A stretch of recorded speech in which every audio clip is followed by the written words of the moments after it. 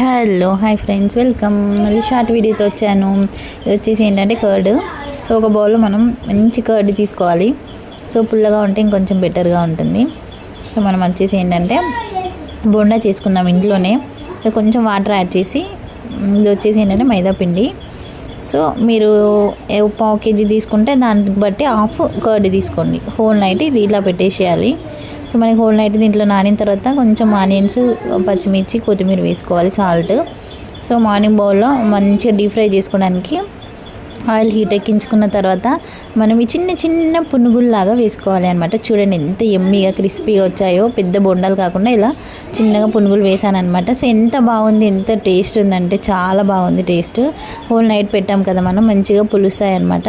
So చూడండి ఎంత ఎమ్మీగా, పిల్లలు అయితే చాలా బాగా ఎంజాయ్ చేశారు. మీరు కూడా తప్పకుండా ఇంట్లోనే ట్రై చేసుకోండి. బయట ఫుడ్ పిల్లలకి అవాయిడ్ చేయండి. సో ఇంట్లోనే ఏదో ఒకటి పల్లి చట్నీతో నేనైతే ట్రై చేశాను. చాలా సూపర్గా ఎమ్మీగా ఉంది.